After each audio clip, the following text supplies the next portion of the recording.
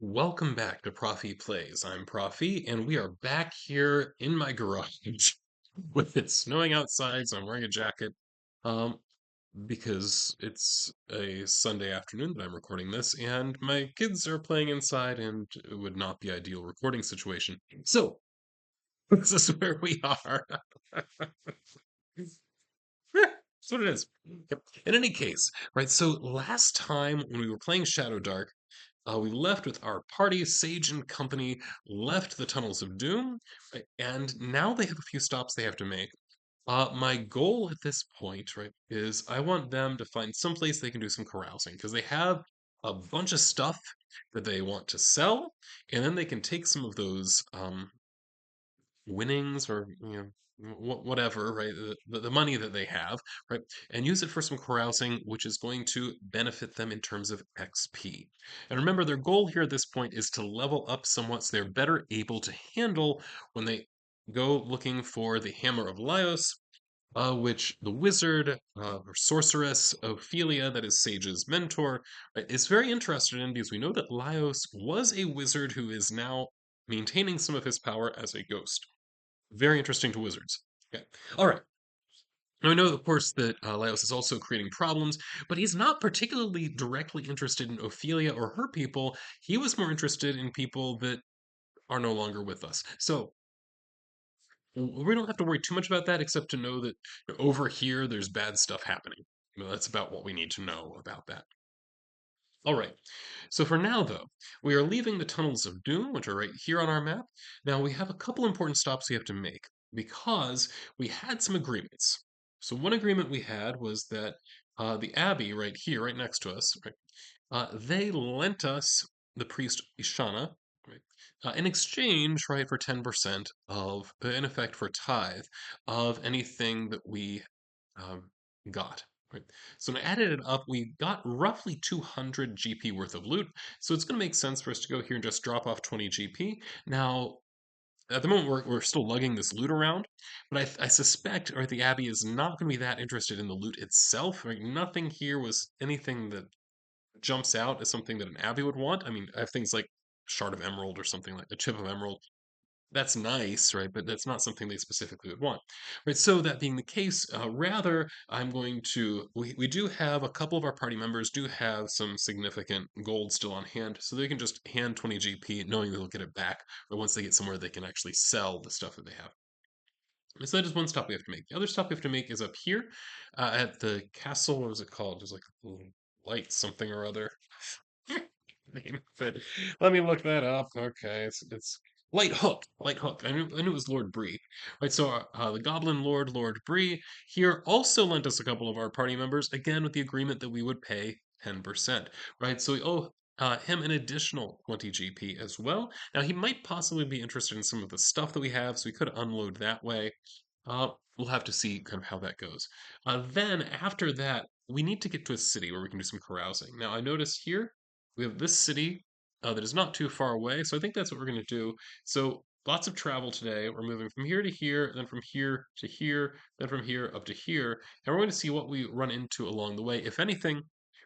And then hopefully, my thought is this, that when we get to the Abbey, that's going to be a safe place that we can rest because we do have a couple party members that are injured or running low on spells because once a spell fails, you can't use it again until you have a long rest. So I think we're going to rest here at the Abbey, right, reset, and then continue on our path. Okay, so that is the goal. Okay. So we come out of the Tunnels of Doom. We know the Tunnels of Doom are in the mountains here, right? And from here, I think we are good to go over into the forest where this abbey is located. I forget the name of the abbey. Doesn't much matter. I mean, I should probably look it up. Okay, you convinced me. I'll look it up. Right. Right. So, let's see. I know this isn't. Okay, where is that? See, that's not 14. What is that? That is C5. The Clearwater Abbey. Right, so Clearwater Abbey, that is the home of Ishana. Okay, so we're going to be heading over to Clearwater Abbey, and we'll see what happens. So on the way there, let's check to see if we hit any random encounters. The answer is no. Remember, it's on a 1 that we get a random encounter, so no random encounters. We get there, right? We meet with the the abbot and the like. I forget what I named him. Let's double check that. Or maybe her. I honestly don't recall. It's in my head. Uh, nope, wrong notes. Here we go. So it's Hesta. So I'm guessing. Okay, yes, yes. So it's actually a nun that is in charge of this, right? So she loves a weapon and reading. Her dream is wealth. Oh, but she also has a secret. There's a huge debt here as well. Now, looking here, this place is known for its bookshop, also production of wheat and wine. So I think that would confirm we really don't have a good reason to believe they'll be interested in any of the specific loot we have. So, all right. So we stop here for the night. Um, all right, and let's see. So I think it makes sense. This is Ishana's home, right? So he's going to go ahead and pony up the 20 GP, right? That is going to be the tithe there. Okay, so that has been paid. Cool. All right, and then we're going to reset everybody's HP, right? So that means that Rogar gets a good night's rest, right? To 14. Now he also needs to consume some rations. You have to take rations if you're going to heal overnight. And then same thing for actually Ishana as well. Ishana also needs to eat some rations. Out of 2 rations for Ishana. And also heals is up to 7 HP. So nice to have like a little bit more in terms of hit points. Love being level 2. Love it. Okay, so there we go. So I'm gonna say, I mean, okay, we could roll to see if some kind of random event happened, maybe. Yeah, let's do that. So I'm gonna go ahead and roll. Again, we'll just roll this like it's a random encounter. A 6, that's a no. Okay.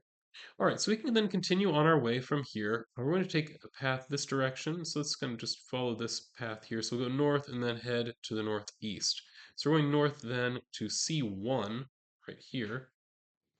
Just kind of keep my pointer on there. Any random encounter? The answer is no. And then continuing north to C2, no random encounter. Then northeast to whatever number that would be. I think it's what, like 9 or something like that. Again, no. And then we end up at Lord Breeze Castle. Any random encounters we enter? No. All right. So we get to Lord Breeze Castle.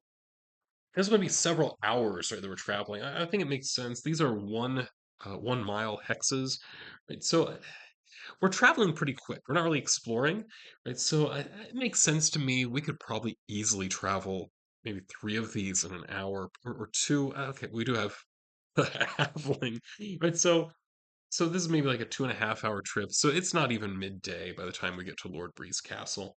Right, so we get there to Lord Breeze Castle. I'm guessing there's probably not much going on here, but we do want to negotiate with him. See, is he interested in any of this stuff? Right, so that would be a good question that I'm going to ask the Oracle. And so let me pull out my Solo Dark Oracle here if I can find it. If not, I do have at least a vague memory. Oh, there it is. Okay. It's the Oracle is the Oracle question is this, right? Is Lord Bree willing, right, to take some of our stuff in lieu of cash?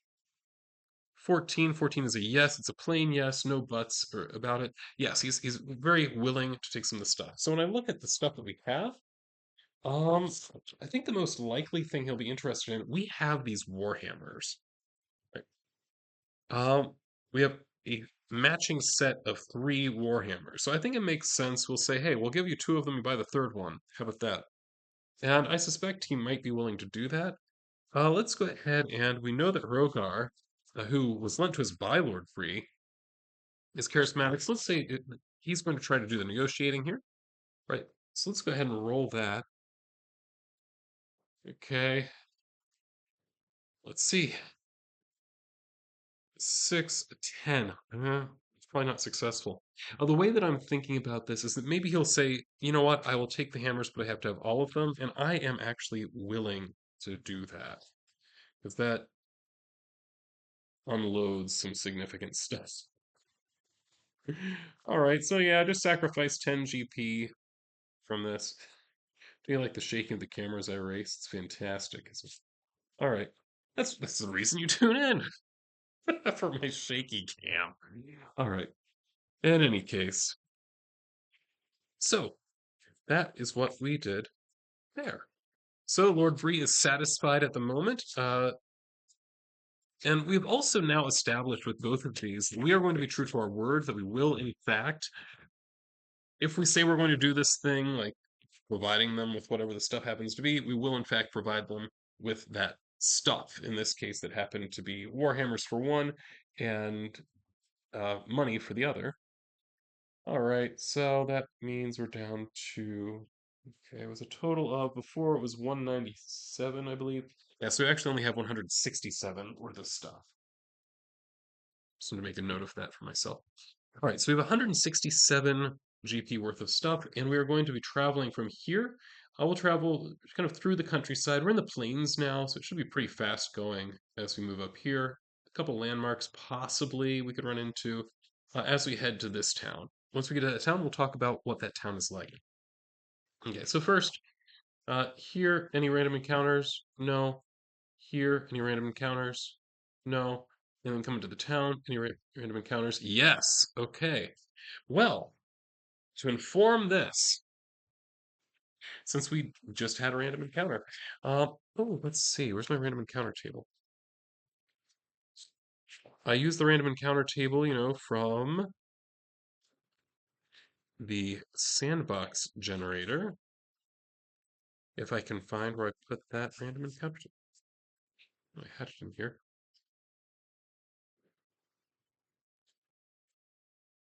Flipping through pages, because there's an encounter in here somewhere.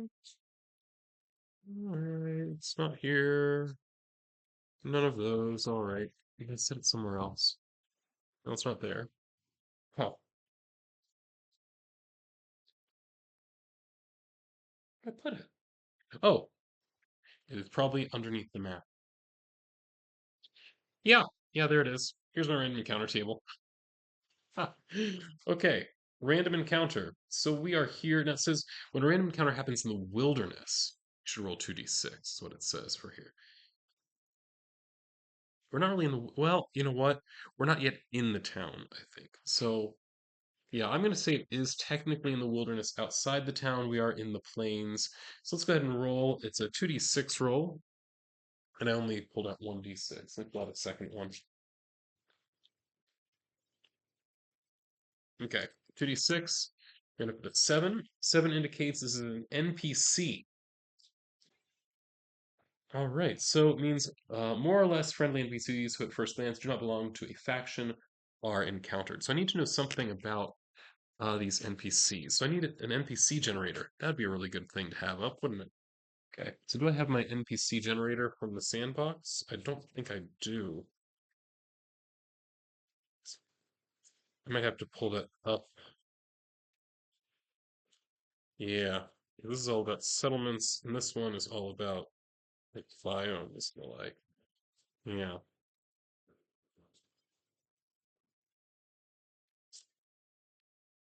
Yeah, there's an NPC generator. I just need to go dig it out, which is easy enough to do. All right, and back to here. Okay. Where's my sandbox generator? There it is. Okay, sandbox generator, page 132.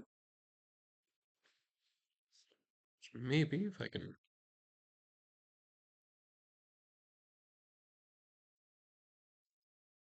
Well, why this is not wanting me to type. There it is. All right.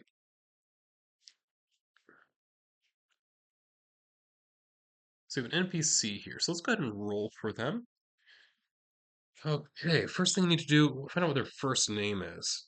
First name is 13.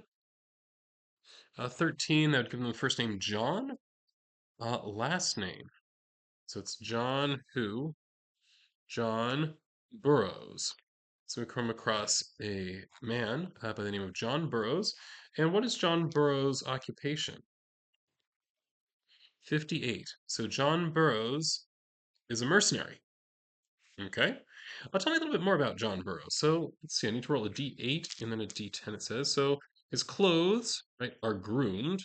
Okay, so apparently he's probably fairly successful. Does he have any unusual particularity? He does not. His personality, find out what we can find out about this. Right, so his personality is 5. That's confident. Okay, so he's a confident mercenary. Does he have a favorite thing? 6. House. Okay. All right. Um,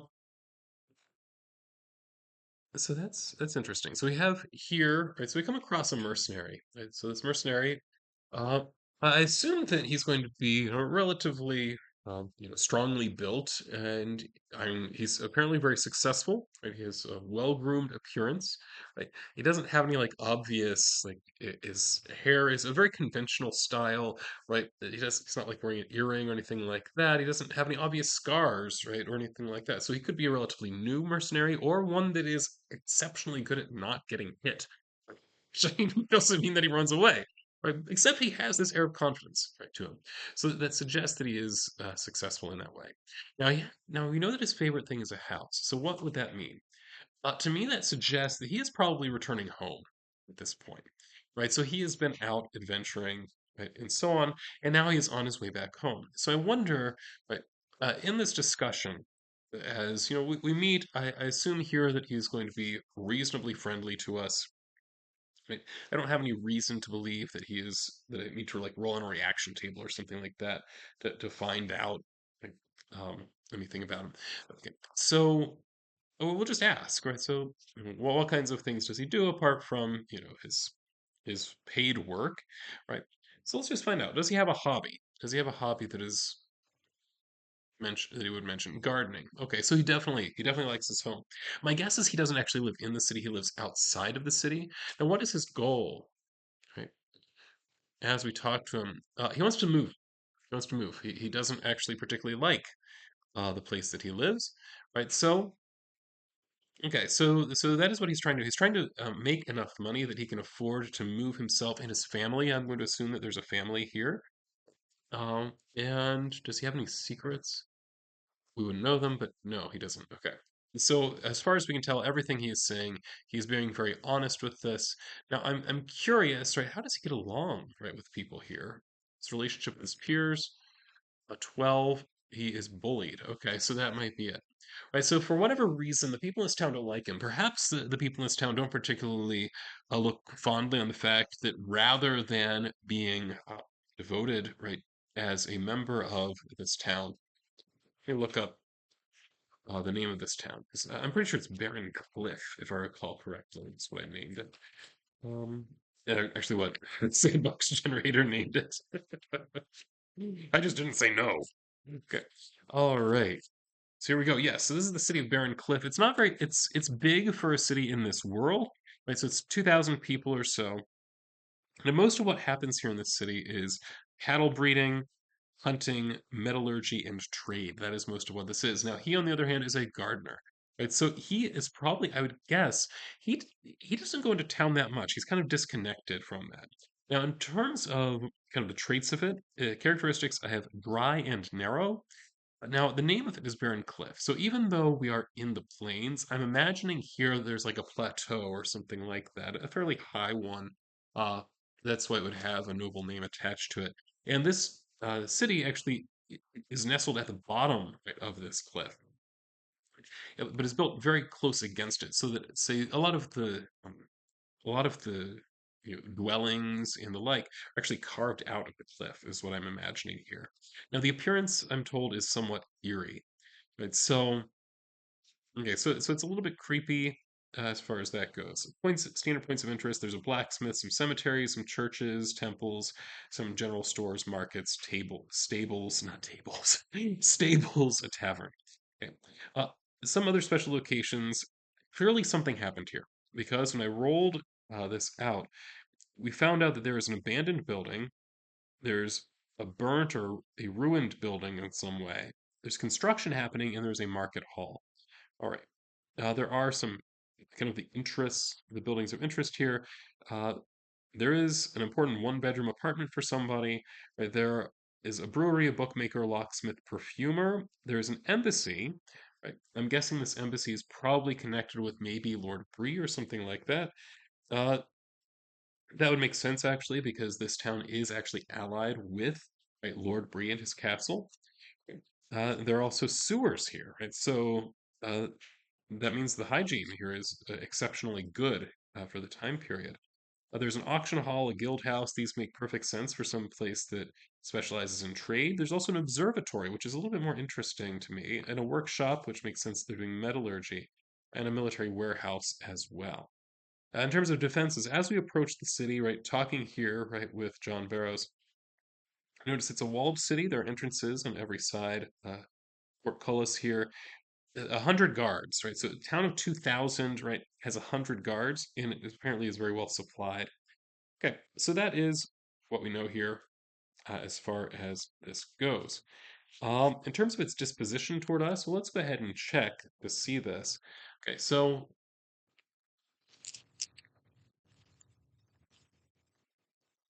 its disposition is going to be 4 plus whatever the charisma mod. Oh, I don't actually need to roll that. Whatever our charisma modifier is, so that'd be an 8. 8 indicates they are somewhat suspicious of us, though the ruler, that is, in this case, it's kind of the head of the city council, is going to be somewhat more welcoming. All right. So that makes sense. If they're generally hostile to adventurers, they probably wouldn't love one of their own becoming a mercenary. And that makes some degree of sense to me. That would be the situation that we would be in.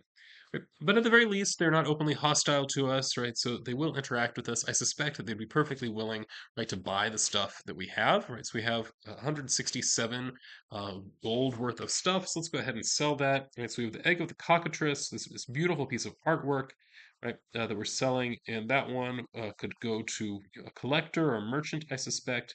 And we also have some emerald. We have the wavy blade greatsword. There, that's gone. Okay. And we have 167. I need to keep that number in mind. Oh, actually, let's just split that up. 167 divided by 4 is basically 41. So let's just round that. Okay, so everybody gets 41 GP for this. So there's Godfrey. He sold his stuff. Right. We have this obsidian statuette. Right. That's also getting sold to whoever the art dealer happens to be. We have some leather armor getting sold as well. Again, for a total of, is it 41? He's up to 87 here. Very nice, Sage. Then Ishana. What is Ishana carrying that we're going to end up selling? Ishana's carrying a shield, which actually uh, nobody found particularly useful because we have two-handed weapons. All right. Oh, I forgot to reset Ishana's spells. All right. Well, this potion of invisibility, I think we'll keep that for now. I'm not going to sell that. That was not something I expected to sell, so I didn't put it on my sale list. I am, however, selling this great axe because we have a great sword, and that's actually a better weapon for Rogar's abilities. All right, so I think we're all good there. Oh, I forgot to give the 41. Okay, so that means we're up to 42 now. All right, so after we do all of this, I guess whatever the opposite of shopping is, selling. Okay, that's the obvious word for it, isn't it? Good job, Professor. All right. We're gonna do some carousing. So this is my first time, right, using the carousing rules. So the idea is fairly straightforward in that we will pay some money. Everybody has to chip in something, right, toward this. And then that gives us a bonus because that determines the type of carousing event that's going to happen that we are sponsoring. Okay. Then uh, we will take that bonus. I will roll a d8 for each of our um, party members to figure out what the result is, right, for that party member. And that is how carousing works in the system. All right, so looking at the options, my carousing event, I could do 30 GP is fairly cheap, but we just made 160 something, so I think I'm going to go ahead and I'm going to spend the 100. Right, so everybody's going to chip in 25, I think, and that is a full day and night of revelry, gambling, and recounting your exploits. Right, so we are going to try to regale, right, the town of I guess city of Barren Cliff, right, with our adventures right through the tunnels of doom, right, and we are paying up 25 apiece. So let's do that. So 25 from you, Rogar. 25 from you, Ishana. 25 from Sage, who has all kinds of money. Okay. And 25 from Godfrey as well. Right, so they're all chipping in for a full day and night of revelry gambling and recounting exploits. Now, we're going to go through each one of them and we're going to roll to find out what the result is. Now, we get a +1 on this roll because of the money we just spent. So let's go ahead and roll. So I'm just going to go through my pile here. So let's start with Sage. Sage rolls a 6. 6 plus 1 is 7. You led an entire tavern in a wildly insulting song about a disliked noble. That's fun. But that's worth 4 XP, which is great. Right, so 4 XP, I need 20 to get up to the next level and get to level 3. 4, it's not very far, but we'll get there. We'll get there. Okay, so 4 XP and a famous bard ally. Okay, so I'm going to have to create this bard ally at some point. Right, so keep mental note. Actually, maybe I should make a physical note of that as well because my memory is not that good. It's not what it once was, right? All right, so I need to here just make a note. Bard ally. There we go. All right. Next one then. So Sage got him taken care of with his 4 XP. Ishana, what happens with Ishana? Okay, a much more tame roll, so that ends up being 2. He only gets 2 XP. Right, so that is one thing this does introduce, is there is some inequality in XP here. We will not be leveling up at the same time anymore.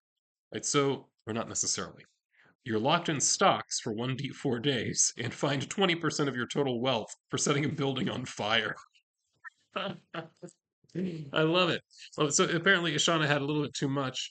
I was locked up in the stocks just for a day. Just for a day. That's not too terrible. But was fined 20% of his wealth, right? So he lost 4 more GP. Okay.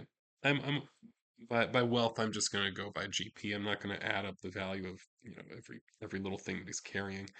Right. So okay, so he was fined some GP for arson. Okay. Well, I mean, apparently this is not the first time this has happened because we know that there's a burned building in this city already. So that I imagine maybe people might be particularly sensitive to that. It's like, oh, happened again. Okay. All right. Next up, Rogar. How did Rogar do? 5 plus 1 is a 6. A 6 is the Thieves Guild bilked you for 5% of your total wealth. Well, fortunately, he doesn't have very much. So he did have 17 GP. 5% of that is less than 1, so I'm going to round it to 1. So he's down to 16 GP. Uh, but he did get 4 XP out of that. Cool.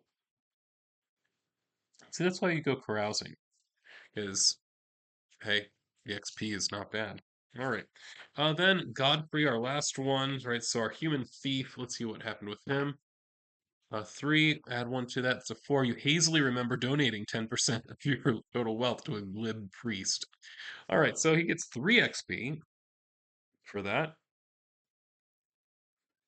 10% of his wealth would be 2. And he also gains a priest ally. So we have a bard ally. The bard ally, I believe, was for Sage. Then we need a priest ally for Godfrey. All right, cool. All right, so that is what the carousing goes like here. And I'm inclined to say that at this point, our party is pretty well exhausted here. And after all, they do need to stay here another day to give Ishana time to get out of the stocks. Okay, that's pretty fun. I like that table. I like that table a lot. All right, so I'm going to call it here. Now, where we're going to go from this point, remember our goal, right, is that we want to go out and do some more exploring of other dungeons to see if we can get additional treasure there.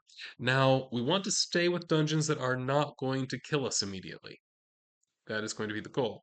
Okay. Right, so I want to look up what other dungeons are not outrageously difficult, just so I know where I'm going the next time that I play. Right, so when I'm looking here, uh, A10, so there is this dungeon over here, which is the Lab of the Desecrated Ritual. Okay, right, so that one may possibly be worth um, checking out, possibly. All right. What else do we have that is not terrible? Okay, this one is a little bit harsher. I'm just flipping through, looking at the dungeons that I've created.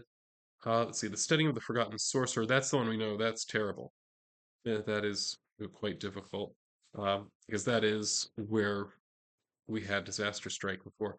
Now there are the Tunnels of Evil, but those are also pretty hard. What else do we have here? Okay, that's the one we just did. That's the Tunnels of Doom. All right. The Destroyed Caverns. This is also somewhat difficult. Spire of the Forbidden Tree doesn't look awful. That's F11. Where would that be? That's way over here. So that's like opposite side. So we are here. What is like D2? What does that look like? That's the Destroyed Caverns, which are not very kind to us. Okay. From there, the Mossy Chambers. That wouldn't be too bad, actually. Yeah, looking the Mossy Chambers right here, so it's not too far away. I think it makes sense for us to head there, right? So let's plan on that for our next session.